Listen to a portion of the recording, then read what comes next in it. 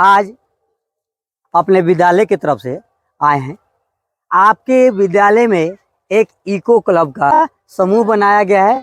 उस eco club का एक मुख्य उद्देश्य है पर्यावरण से आपको जोड़ना, पर्यावरण के प्रति आपको जागरूक करना और जागरूक करके जो भी समस्या है उसका निदान करना।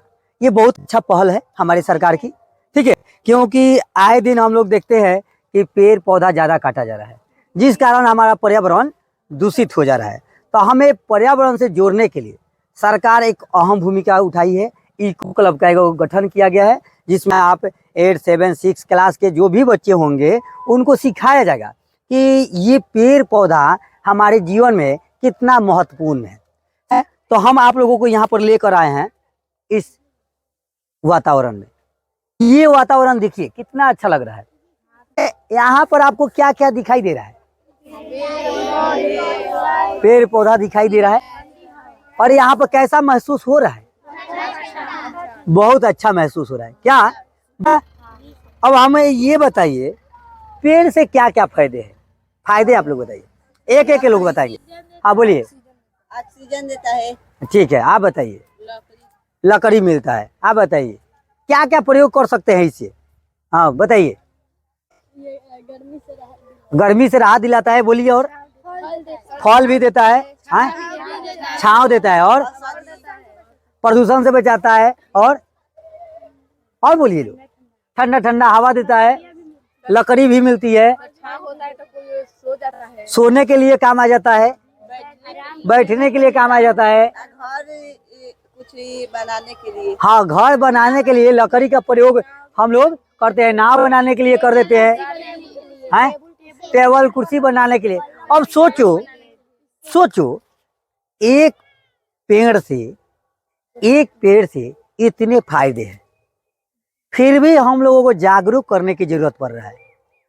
हम लोगों को जागरूक करने को पड़ा। देखो, पेड़ पौधा तो रोक नहीं सकते हैं, इसको जरूरत है तो कटबे करेगा, लेकिन काटो, हम माना नहीं कर रहे, लेकिन एक पेड़ को हम काट रहे हैं तो उसके जगह पर 10 पेड़ लगाए।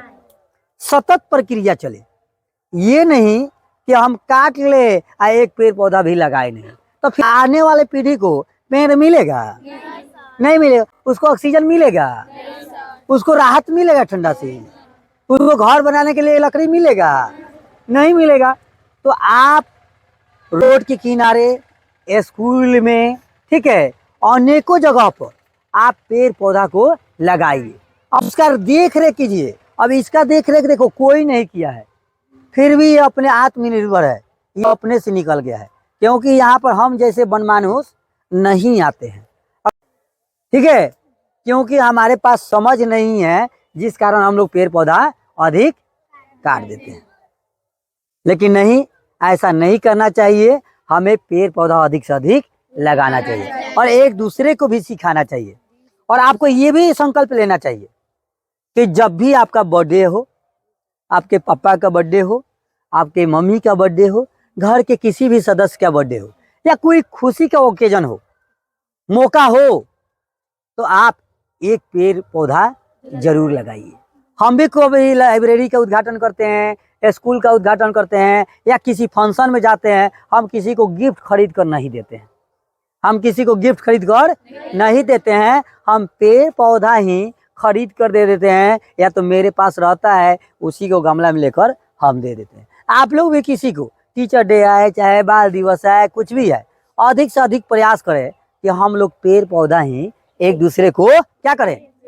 गिफ्ट करें।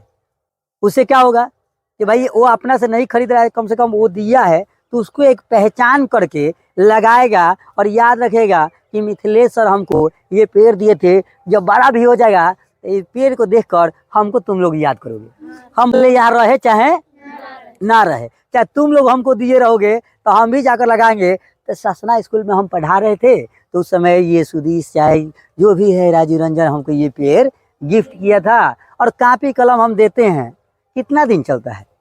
कलम हमारा डेली भुलाता है। कोई बच्चा मांगता है सर पेन दीजिए, उसी के पास रह गया, तो डेली भुलाता है। तो आप भी पेन दोगे तो हम ज़्यादा से ज़्यादा एक दिन पेन रखेंगे, दूसरा का दिन गायब। तो आपका पहचान मेरे पास से मिट जाएगा। लेकिन वही पेड़ पौधा रहेगा तो मेरे पास पहचान, हमको लग रहा है कि हमारे ऊपर टपक जाने के बाद में भी आपका पेड़ सलामत रहेगा, है कि नहीं।